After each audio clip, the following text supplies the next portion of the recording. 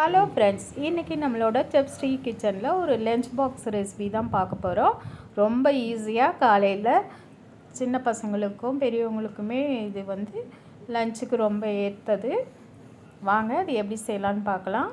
அதுக்கு நான் 2 பச்சை மிளகா, கொஞ்சம் ஒரு நெல்லிக்காய் அளவு புளி, ஒரு 1/2 இன்ச் அளவு இஞ்சி,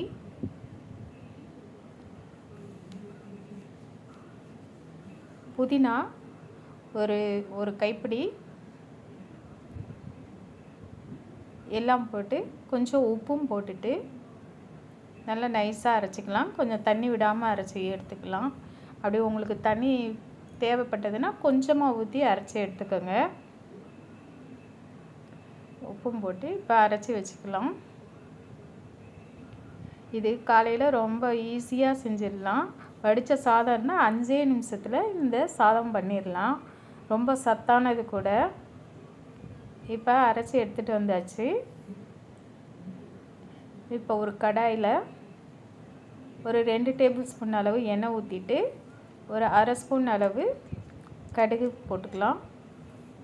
கடுகு நல்லா வெடித்ததுக்கப்புறம் கடலைப்பருப்பு, உளுத்தம்பருப்பு ஒவ்வொரு ஸ்பூன் எடுத்து அதையும் போட்டு கொஞ்சம் செவக்க வறுத்து எடுத்துக்கலாம்.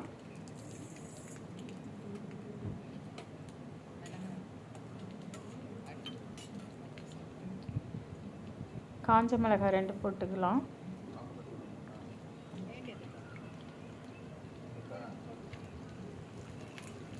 அது கொஞ்சம் செவந்ததுக்கப்புறம் நமக்கு தேவையான அளவு முந்திரி பருப்பு போட்டுக்கலாம்.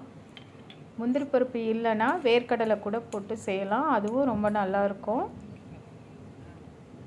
அதோட அரைச்சி வச்ச விழுதை சேர்த்துட்டு கொஞ்சம் பச்சை வாசனை போகிற வரைக்கும் நல்லா வதக்கி எடுத்துக்கலாம். ஈரப்பதம் கொஞ்சம் நல்லா கம்மியாகணும்.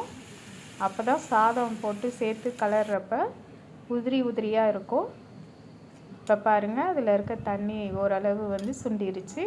இப்போ வடித்து வச்ச சாதத்தை எடுத்து இதில் மிக்ஸ் பண்ணிடலாம். ரொம்ப ஈஸியாக பண்ணக்கூடியது. நீங்களும் இந்த மாதிரி செஞ்சு பார்த்துட்டு எப்படி இருக்குன்னு எனக்கு கமெண்ட்டில் சொல்லுங்கள்.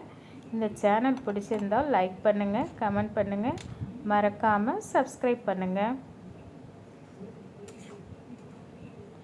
இப்போ நல்லா மிக்ஸ் பண்ணி விட்டுக்கலாம்.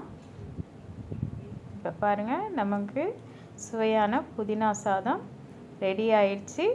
இது மாதிரி நீங்களும் பண்ணுங்கள். ரொம்ப நல்லா இருக்கும். குழந்தைங்களுக்கு ஆரோக்கியம் கூட. நன்றி, வணக்கம்.